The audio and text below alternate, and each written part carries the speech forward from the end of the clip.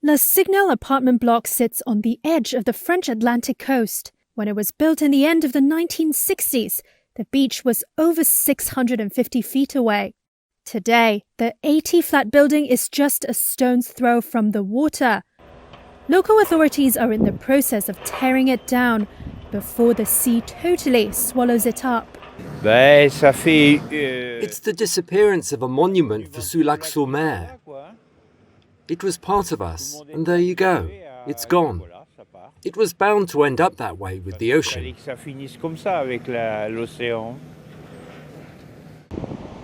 Soulac-sur-Mer has suffered some of the fastest coastal erosion in France. Beaches are disappearing at a rate of about 8 feet per year. In 2014, the local government made the decision to relocate the inhabitants of Le Signal. 90-year-old Jacqueline Gondouin was the last one to leave.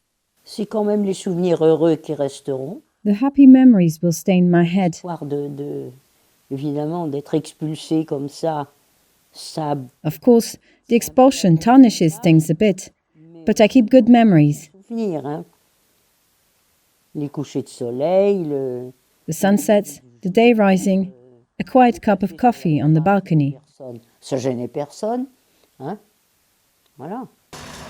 After the relocation of residents, authorities began the long process of expropriation and removing asbestos and utilities connections before starting demolition in February 2023.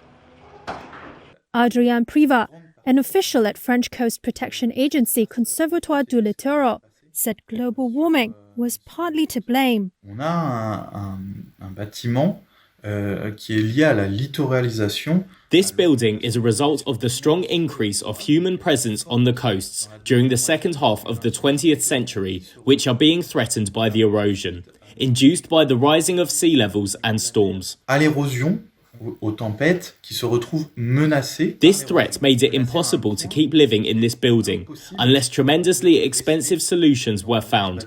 Sauf à envisager des solutions de protection extrêmement chères.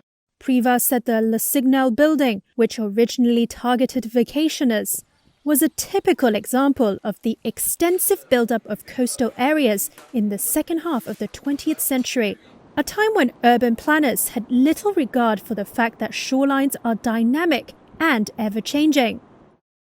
He estimates that some 50,000 residences are in zones that will require them to be moved by the end of the century.